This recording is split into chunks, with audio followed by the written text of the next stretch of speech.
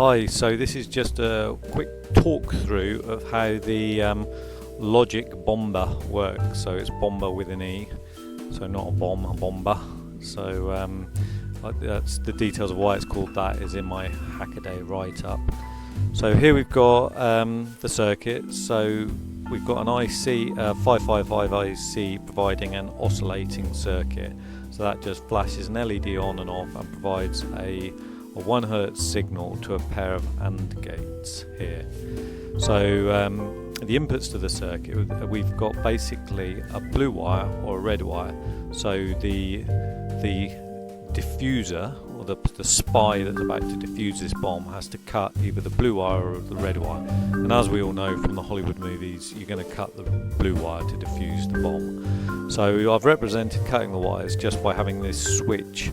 But in reality you just cut a wire here and here, and then when you cut the wire it then is held to ground while the wire is complete on both the red and blue wires, so blue wire and red wire, and then if that's cut, then the pull up to 5 volts comes into play into these AND gates here, and then to this sort of OR gate here that I've made up.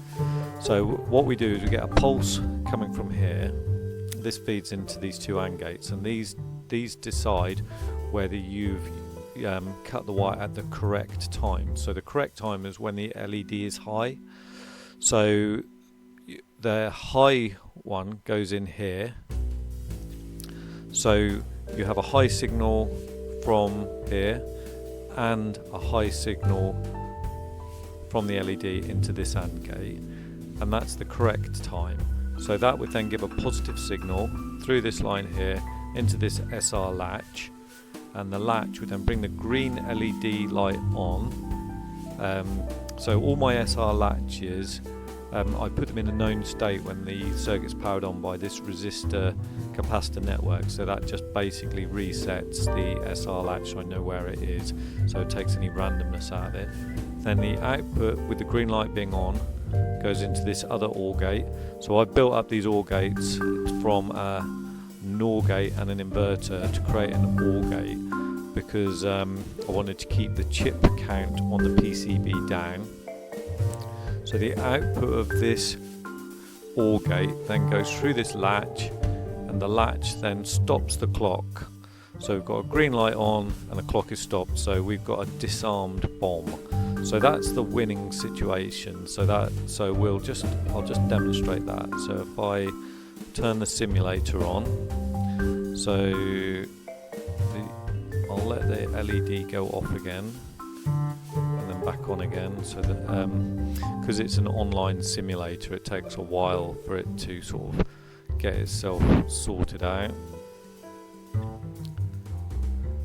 So this is just a simulation. So it's off. And then in sort of a few milliseconds in the real world it would come back on again. So any millisecond now. So we've shut this.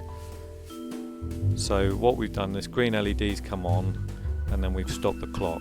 So that's the logic of the winning combination to disarm it. So I'll start that again. So we'll turn that switch off, and then we'll go through the situation where we'd set the bomb off, so it would be armed. So in the armed situation, so you have to either cut the wrong wire or you cut the right wire at the wrong time. So the wrong time basically means, again we go through an AND gate, but this time if we have a low from the 555 timer, we then put it through an inverter to make it high. So we've got the right wire, so it's high at the wrong time, so it's low, that then becomes high, and that's fed into this OR gate, again made up of a NOR gate and an inverter. And that could either be that situation or this situation where you've cut the wrong wire. So either one of those, you then get a positive output which latches this SR latch, the same as the one above it, and that will make the red LED come on, and then this transistor would allow current to flow. I've just got this LED2 simulating, an output. That then turns the humidifiers on that simulates a nasty gas coming out. Again, that output is then fed into this OR gate arrangement again that latches the SR latch and then stops the clock. So if I do this simulation again, so